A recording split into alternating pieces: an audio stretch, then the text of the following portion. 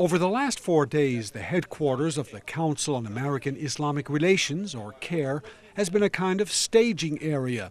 From here, 70 or 80 activists and civic leaders from across America have gone out to visit the offices of 125 members of the U.S. Congress. This is CAIR's 8th annual Advocacy Day, and every year CAIR brings out Muslim leaders, supporters, and our CAIR chapters, of course, to meet with their members of Congress, build lasting relations, and inform them of the Muslim community issues. The activists have been particularly eager to ask Congress to stop government surveillance that inordinately targets Muslims and Arab Americans. The Federal Watch List is a list where American citizens, Muslims in particular, are placed, and it can hinder their travel. You have the no-fly list where people are barred from actual flying, to secondary screening where every time they try to fly or cross the U.S. border, they can be hindered from anywhere between 1 to 6 hours, answering some pretty invasive questions about their religion and life.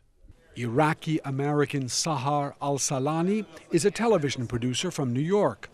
Moroccan-born Mohamed Filali heads the Council on American-Islamic Relations chapter in the state of New Jersey. One of their talking points is support for a bill that would mandate Congress to report on the extent of hate speech on the internet and television. I came particularly with the interest of the hate crimes and the hate speech issue.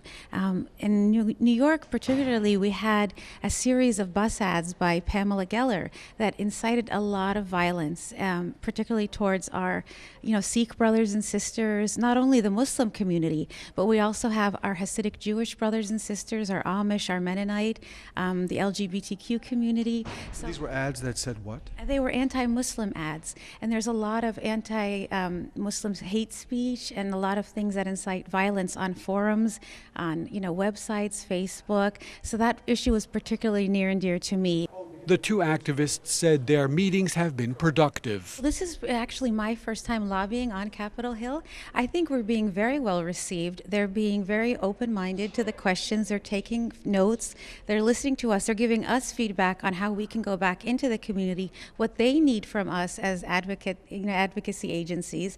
And actually, I think they've been very positive so far today. It's part of being an American citizen. It's not just to elect people into office, but of course to watch and to make sure that our rights are protected along the rights of the other Americans as well.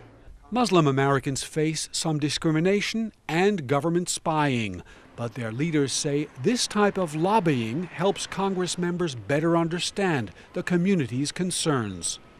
This is Democracy in Action, American style. Like other groups before them, Muslim Americans are finding that by lobbying their elected representatives, they can have an influence over the policies that affect their lives. Burton Bolag, KSA2, Washington.